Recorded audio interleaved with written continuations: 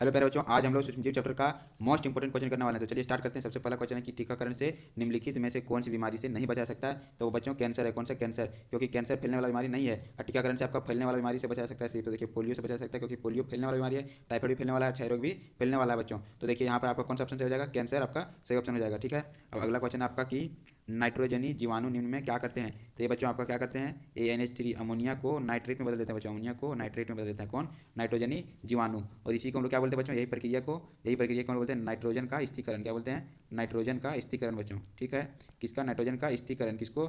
ये जो अमोनिया है इसको नाइट्रेट में बदलने का नाइट्रोजन का स्थिरीकरण कहते हैं। तो इसमें क्या पूछा है? नाइट्रोजनी जीवाणु निम्न में क्या करते हैं? तो ये आपका अमोनिया को नाइट्रेट में बदल देते हैं। ऑप्शन नंबर इसका बी से हो जाएगा। ठीक है बच्चों, अब अगला क्वेश्चन है आपका कि दूध को गर्म कर एकाएक ठंडा करने की प्रक्रिया को क्या कहते हैं? उसको हम लोग बच्चों उसको हम लोग पश्चुरीकरण कहते हैं। क्या? पश्चुरीकरण कहते हैं उसको हम लोग पश्चुरीकरण कहते हैं। अब बच्चों देखिए होता है किण्वन। एक किण्वन क्या होता है? तो किण्वन एक ऐसी प्रक्रिया है जिसमें सूक्ष्मजीव जो होता है वो एंजाइमों की मदद से क्या करता है? ये जो कार्बनिक पदार्थ है उसको ये बदल देता है अल्कोहलिक पदार्थ में। जैसे शराब बनता है बच्चों, किससे बनता है? ईस्ट से बनता है। ईस्ट क्या करता है? उसको वो जो आपका शर्करा है, जो चावल है, उसको क्या करता है? अल्कोहल में बदल देता है। कौन? ईस्ट बदल देता है। उससे क्या बनता है? शराब बनता है। तो किण्वन प्रक्रिया के द्वारा आपका शराब बनता है। और ये होता है बच्चों आपका देखिए ये पश्चुरीकरण क्या है? दूध को गर्म करके एकाएक ठंडा करने की प्रक्रिया को हम लोग पश्चुरीकरण कहते हैं। अब बच्चों आगे आते हैं। देखिए अगला क्वेश्चन है आपका कि नींबू का कैंसर किस जीव के कारण होता है बच्चों। तो ये जो नींबू का कैंसर है बच्चों वो आपका होता है ये जो जीवाणु है ना बच्चों, जीवाणु के कारण से ही आपका नींबू का कैंसर हो सकता है। ठीक है बच्चों, और नींबू का कैंसर में क्या होता है?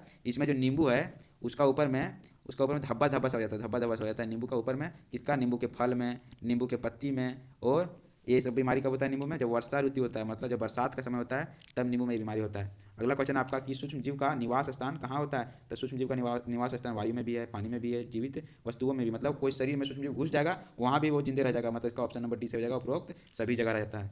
अगला क्वेश्चन है कि दूध को दही में बदलने वाले सूक्ष्म जीव का नाम क्या है। उसको हम लोग लैक्टोबैसिलस कहते हैं। उसको लैक्टोबैसिलस कहते हैं। किसको? जो सूक्ष्म जीव दूध को दही में बदल देता है। एक होता है बच्चों आपका पेनिसिलिन जो बच्चों ये क्या है? ये बैक्टीरिया से होने वाले संक्रमणों का इलाज करता है। बैक्टीरिया जो रोग होता है बच्चों उसका इलाज कौन करता है? पेनिसिलिन। ये एक तरह का एंटीबायोटिक जैसा है बच्चों। ठीक है, ये देखिए किण्वन क्या होता है ये बताएं कि किण्वन क्या है। किण्वन ऐसी प्रक्रिया है जिसमें ईस्ट जैसे सूक्ष्मजीव क्या करता है? कार्बनिक पदार्थ को अल्कोहल में बदल देता है। ठीक है बच्चों, और राइजोबियम क्या है? ये फलीदार पौधे में पाया जाता है। किसमें? फलीदार वैसे पौधे फलीदार पौधे में। और ये वायुमंडल का जो नाइट्रोजन बच्चों, वायुमंडल का नाइट्रोजन इसको ये अमोनिया में बदल देता है। किसमें? अमोनिया में। किस लिए? ताकि मिट्टी की उर्वरता उसका बढ़ सके। ठीक है बच्चों, अब आते हैं अगला क्वेश्चन में। तो इसमें क्या आ जाएगा? दूध का दही में बदलने की सूक्ष्मजीव क्या बोलते हैं? लैक्टोबैसिलस कहते हैं। अगला क्वेश्चन है कि पैरामीशियम उदाहरण है। पैरामीशियम किसका उदाहरण है? तो बच्चों पैरामीशियम जो है वो प्रोटोजोआ का उदाहरण है। कैसे याद रखोगे? पैरा पा से प्रोटोजोआ, पा से पैरा और पा से प्रोटोजोआ, इस तरह याद रखना है।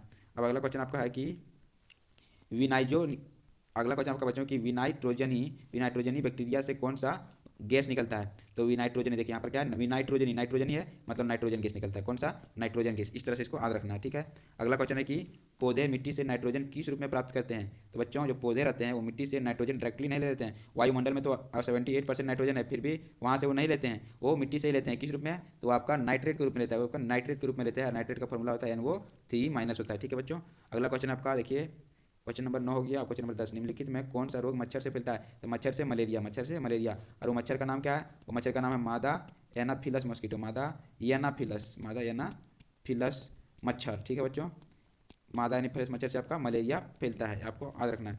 किण्वन प्रक्रिया की खोज किसने की? देखिए आगे आपका किण्वन की खोज कौन किया? तो आपका लुई पास्चर ने किया। और आपका देखिए बच्चों एडवर्ड जेनर ने किसका किया था? उचेचक का टीके का खोज किया था। ये सब याद रखना आपको। अब अगला क्वेश्चन, निम्न में कौन सा रोग संचरणीय है, मतलब कौन रोग है जो फैलता है। तो फैलने वाला बीमारी कौन है बच्चों? क्षय रोग। कौन है? क्षय रोग क्या होता है? टीबी बीमारी, जिसको हम लोग ट्यूबरकुलोसिस बोलते हैं। ठीक है, ट्यूबरकुलोसिस बोलते हैं। और ये जो ट्यूबरकुलोसिस बच्चों कहाँ? फेफड़ा में फैलता है। ये फेफड़ा को नुकसान पहुंचाता है। और ये जो हृदय रोग है ये फैलता नहीं है। देखिए हार्ट अटैक है वो किसी को नहीं फैलता। जिसको है मान लीजिए कोई आदमी जिसको हार्ट अटैक आ गया, उसके पास जो आदमी बैठा गया उसको भी हार्ट अटैक आएगा? नहीं, उसको हार्ट अटैक नहीं आएगा। कैंसर भी नहीं फैलता है और मधुमेह मतलब शुगर बीमारी भी नहीं फैलता। देखिए सब घर में लगभग शुगर की बीमारी का पेशेंट है, लेकिन फिर भी दूसरा को नहीं फैलता। वो जिसको है वही रहता है। और ज़्यादा तेलीय पदार्थ खाने से होता है बच्चों। ठीक है, इसलिए तेल वाला पदार्थ ज़्यादा आप ना खाएं, तेल से बचे रहें। ठीक है, वसामय चीज़ ना खाएं, आप ज़्यादा से ज़्यादा भी प्रोटीन खाएं। ठीक है, अब अगला क्वेश्चन आपका कि बायोडीजल के निर्माण में कौन सा सूक्ष्मजीव सहायक है। तो बायोडीजल के निर्माण में बच्चों आपका शैवाल जो है वो आपका सहायक करता है। एल्गी जिसको हम लोग बोलते हैं, एल्गी जो है वो बायोडीजल का निर्माण करने में सहायक है। अब अगला क्वेश्चन आपका कि सूक्ष्मजीव होते हैं। तो सूक्ष्मजीव क्या होते हैं? एक कोशिकीय कि बहुकोशिकीय। तो बच्चों सूक्ष्मजीव जो होते हैं वो एक कोशिकीय भी होते हैं और बहुकोशिकीय भी होते हैं। तो इसमें ऑप्शन नंबर सी से हो जाएगा। ठीक है, अब अगला क्वेश्चन है कि भोजन के परीक्षण में निम्नलिखित में से किस रसायन का प्रयोग किया जाता है। तो उसमें बच्चों आपका सोडियम बेंजोएट का किया जाता है। किसका?